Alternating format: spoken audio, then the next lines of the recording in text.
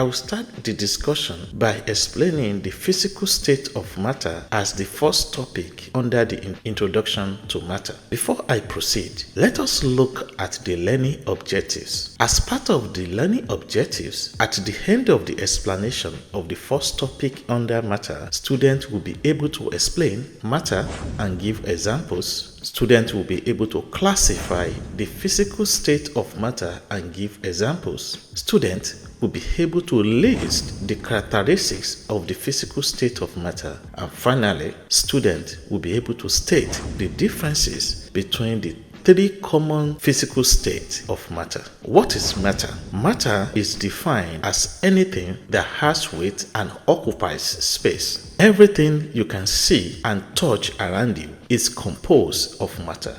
The following list of items can be classified as matter. As you can see on the slide, these are items that are not too difficult for us to identify.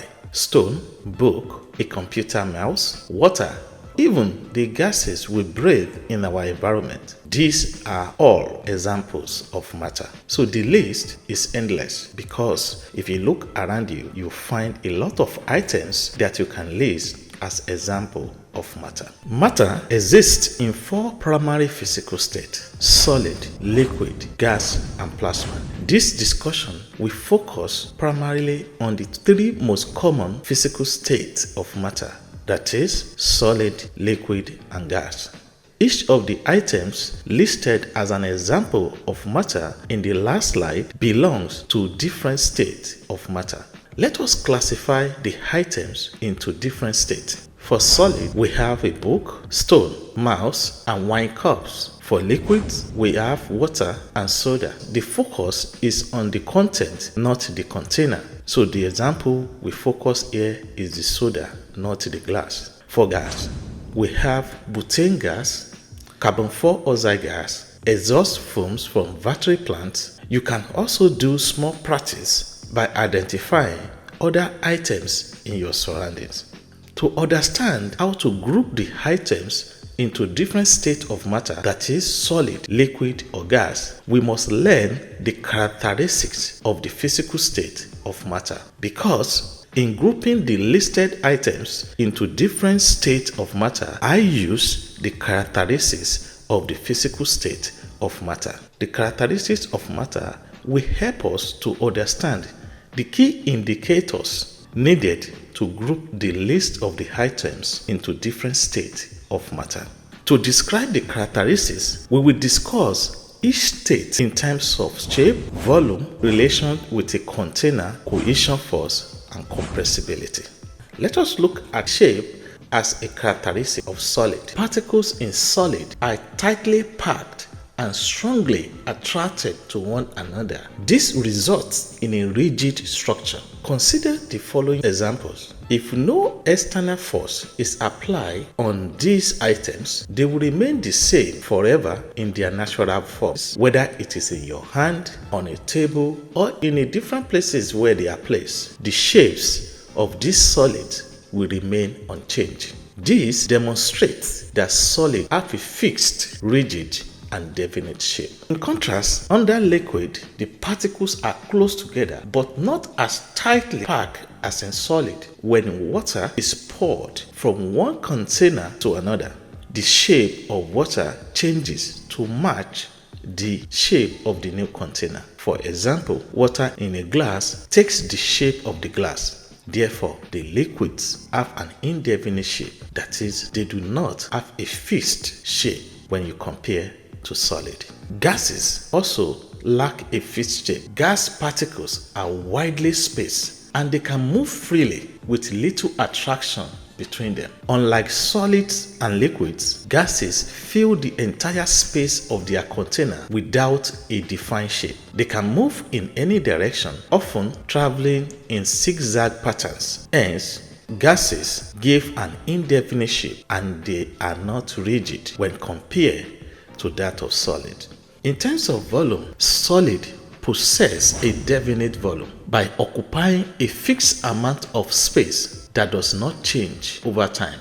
For instance, regular solid objects and even irregular shapes like stone have a consistent volume that remains unchanged. That is, when you measure the volume of these items, they will remain the same today, tomorrow, and forever. Hence, you can conclude that solids have a definite volume. For liquids, when a liquid is transferred between containers, the volume remains constant, provided that there is no spillage to an extent that reduces the initial volume that was transferred. For example, 1 liter of water will still be 1 liter whether it is in a bucket or a bottle. So, we can conclude that liquids have a definite volume regardless of their shape and regardless where they are placed. For gases, if you place the same gas in a different sized containers, it will adjust and occupy the entire available space. Gases expand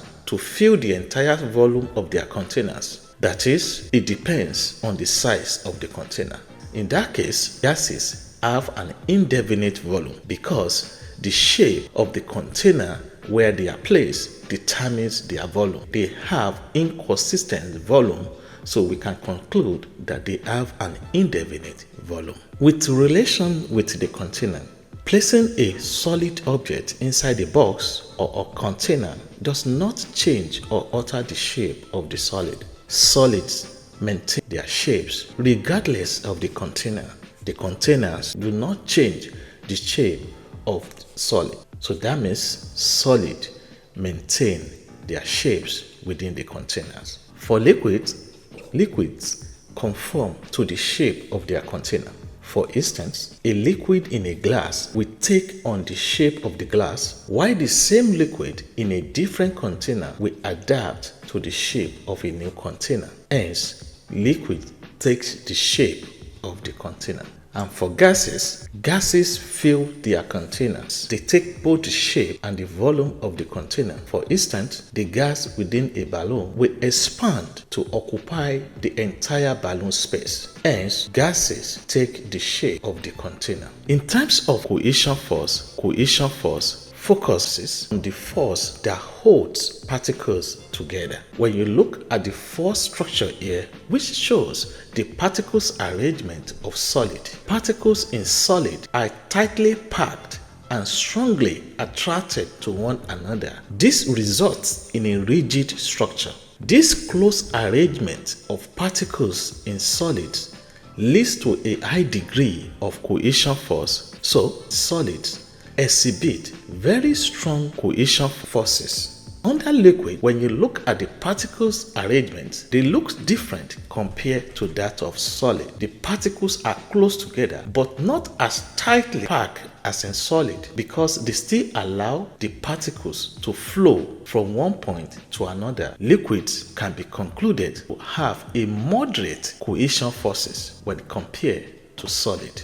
Gas particles are widely spaced and they can move freely with little attraction between them. This allows gases to spread out and fill any available space. Gases possess very weak cohesion forces due to weak intermolecular forces of attraction with a greater degree of movement. The last characteristic, compressibility, ability to compress an item based on their particles arrangement. Solids are not compressible because the particles are closely packed together. There is no enough space for any particles to be moving around. So solids are not compressible due to their tightly packed particles. Exhibit very strong cohesion forces as shown in the last slide. Even applying gentle pressure will not significantly change their volume or shape. We can conclude solids are not compressible. For liquids are slightly compressible because of the particles arrangement. Due to slight movement of particles when they are pressed, liquids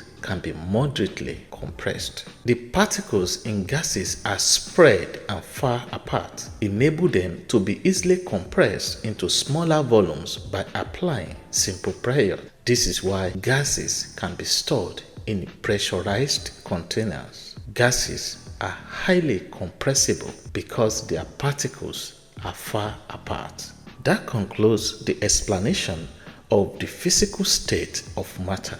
I have two exercises for you to practice. The first one is to complete this table. I want you to look at the items listed here as solid, liquid, and gas, and I want you to give characteristics that you notice about these items. And the second table, classify the following items into solid, liquid, or gas, and give a reason for your answer. Ability to give a reason for your answer will help you to understand the characteristics of matter. In the next video, I will move to the second topic under the introduction to matter, which is called the properties of matter. See you in the next video.